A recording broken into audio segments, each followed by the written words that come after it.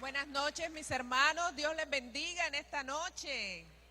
Es noche de alegría, noche de gozo, porque tenemos un grupo de hermanos que tendrá en sus manos un fruto dulce por haber buscado la palabra, por haber crecido en el conocimiento del Altísimo. Y nos vamos a gozar con ellos cuando ellos reciban su certificado y la pastora pueda orar para que Dios sea bajando al corazón lo que llegó a sus mentes. Bueno, hoy vamos a tener un tiempo en el que vamos a reflexionar en una de las bienaventuranzas del Señor. Bueno es estar los hermanos juntos y en armonía, ¿verdad? ¿Por qué? Porque allí envía Jehová bendición y vida eterna. Cuando nosotros buscamos la intimidad con Dios, la amistad con Dios, la relación con Dios, se produce una consecuencia de esa búsqueda. Y la consecuencia más importante es que somos transformados. La palabra dice que cuando nosotros nos miramos en el espejo de la palabra, somos transformados a su imagen. El carácter nuestro va siendo tratado, va siendo cambiado y poco a poco, día a día, vamos pareciéndonos a nuestro amado Señor Jesús. Buscar a Dios es una de las actividades más fructíferas y más agradables que el ser humano puede hacer. El estar ahí nos muda en una nueva persona.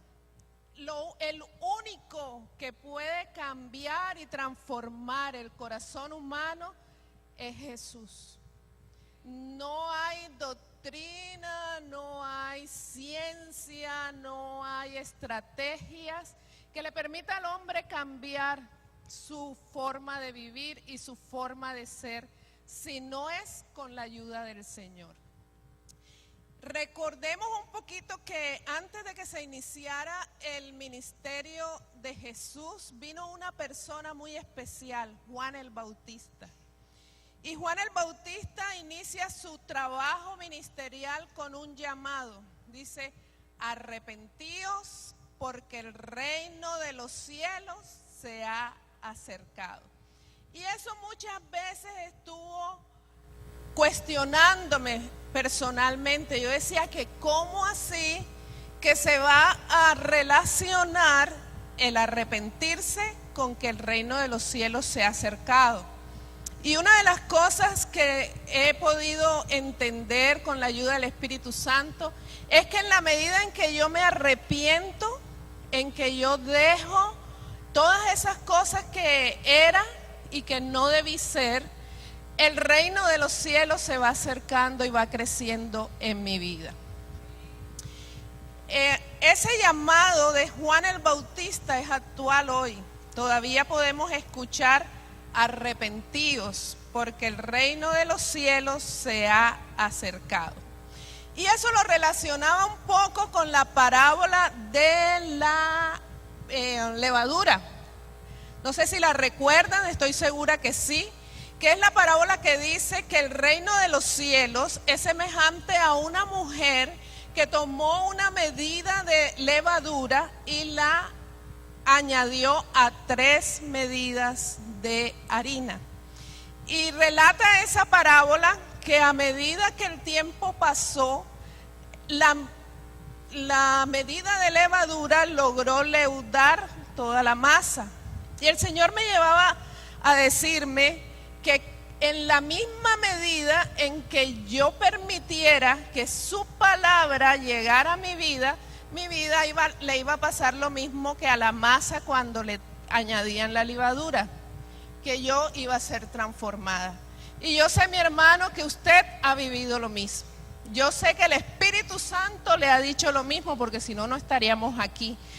No creo que estar aquí es como un deporte, no creo que nadie está obligado, no creo que le pagan porque está aquí, sino que estamos aquí porque buscamos a Dios, porque queremos ser transformados y porque queremos que Él haga su obra en nosotros.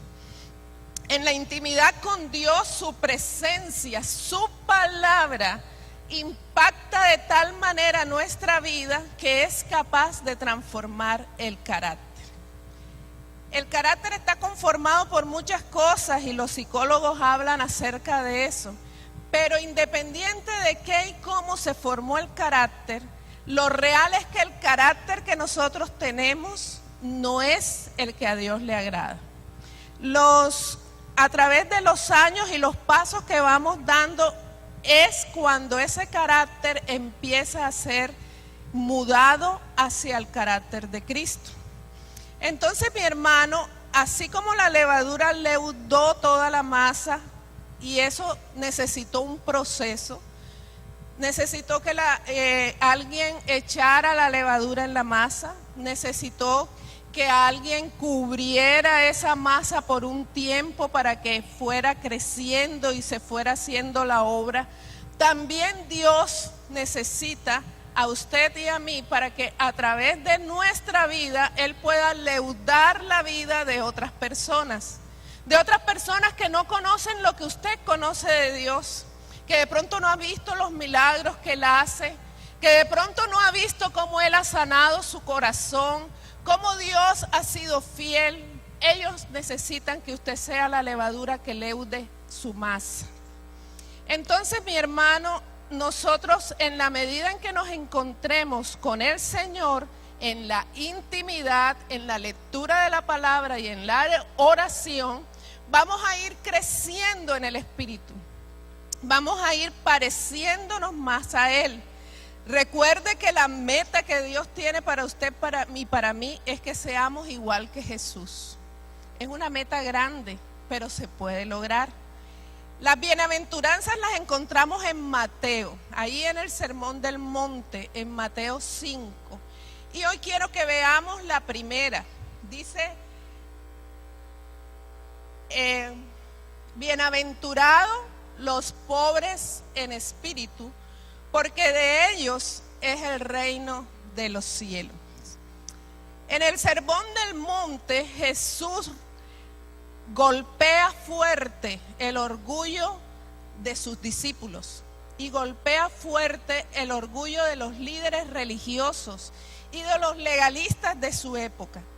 Si nosotros detallamos el Sermón del Monte, nos damos cuenta que se convierte como en un código de ética. El Sermón del Monte muestra cuáles son las características y los rasgos que debemos tener los que le amamos, los que somos sus discípulos. Y esos rasgos son muy diferentes a los que el mundo muestra. Esas características para el mundo son menospreciables, pero para Dios es honroso. Y a través de ella usted y yo alcanzamos una condición, dichosos.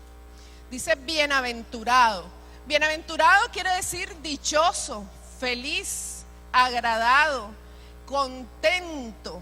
Y ese título de bienaventuranza pareciera ser una felicitación que Jesús hace a la persona que exhibe en su vida esa característica. Deja bien claro el Sermón del Monte que la obediencia legalista no impresiona a Dios. A Dios no le impresiona que yo venga aquí a predicarles, ni que yo venga aquí a servir en la iglesia, ni que yo venga aquí a hablarle a otros de Cristo, si mi corazón no tiene esa característica, ser pobre en espíritu. A Dios lo que le impacta es que yo lo obedezca porque confío en Él, que yo lo obedezca porque lo amo, que yo lo obedezca porque lo respeto, que yo le obedezca porque ante su presencia yo siento su gobierno y su señorío. Jesús habla de el pobre en espíritu, pero es muy diferente al pobre de espíritu. Dios no estaría lanzando una felicitación a alguien pobre de espíritu, porque en muchas partes de la palabra nos dice que no debemos ser de ánimo apocado, que no debemos ser de ánimo negligente. El pobre en espíritu es aquel que sabe qué riqueza humana tiene, pero que libre y voluntariamente la considera basura ante la grandeza de conocer al Altísimo. Alguien que dice, de pronto yo tengo dones y talentos con los que puedo hablar, con los que puedo hacer, con los que puedo construir, pero esos no me sirven, porque esos no son los que Dios ha determinado para vivir. El pobre espíritu muestra una actitud interior de alguien que sabe que solo con Dios puede lograr la vida eterna, lograr el ser perdonado, lograr el agradar a Dios, lograr el hacer su propósito y en especial lograr vivir el reino de los cielos. A ver, ¿qué más les cuento?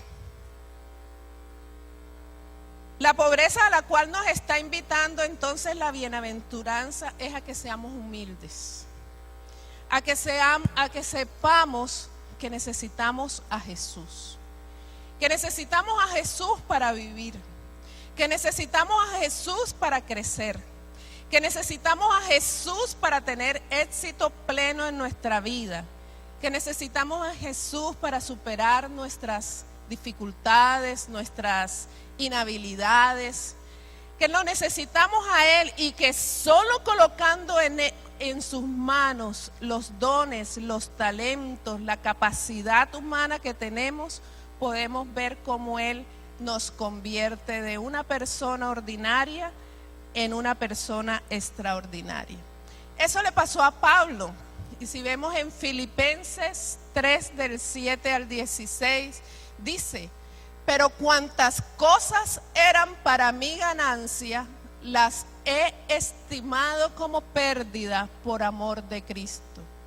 Y ciertamente aún estimo todas las cosas como pérdida por la excelencia del conocimiento de Cristo Jesús, mi Señor, por amor del cual lo he perdido todo y lo tengo por basura para ganar a Cristo y ser hallado en Él, no teniendo mi propia justicia que es por la ley, sino la que es por la fe de Cristo, la justicia que es de Dios por la fe, a fin de conocerle y el poder de su resurrección y la participación de sus padecimientos, llegando a ser semejante a Él en su muerte, si en alguna manera llegase a la resurrección de entre los muertos. No que ya yo lo haya alcanzado, ni que yo sea perfecto, sino que prosigo por ver si logro hacer aquello para lo cual fui también asido por Cristo Jesús. Hermanos, yo mismo no pretendo haberlo ya alcanzado, pero una cosa hago, olvidando ciertamente lo que queda atrás y extendiéndome a lo que está delante. Este tipo de personas tiene la posibilidad de experimentar el reino de Dios. Hermanos, usted y yo estamos ante una disyuntiva. Vivimos la vida a nuestra manera, vivimos la vida con nuestro esfuerzo, vivimos la vida con nuestro código de vida personal, la vivimos con nuestro código de ética, la vivimos con nuestras prioridades y probablemente alcanzaremos de pronto un buen, digamos que, fruto en nuestra vida terrenal. Pero tenemos también la posibilidad de poder vivir nuestra vida conforme a lo que la palabra de Dios dice. Porque no es cualquiera, es la palabra de Dios el que me formó, el que lo formó, el que sabe cómo funciona nuestro cuerpo, nuestra alma y nuestro espíritu. Y el que dice que su interés más grande es que usted y yo seamos hechos conforme a su corazón. Aquellos que optan por hacer de Dios su rey, su señor, su amo, su gobernador, también tendrán como consecuencia que puedan ser dichosos, que puedan ser felices. Porque nadie que sigue a Dios, nadie que obedece a Dios de corazón, tendrá jamás algo que no pueda tener bueno, bien, excelente en su vida. Yo por eso, mis hermanos, esta noche tan especial para las personas que están tomando grado, yo los felicito.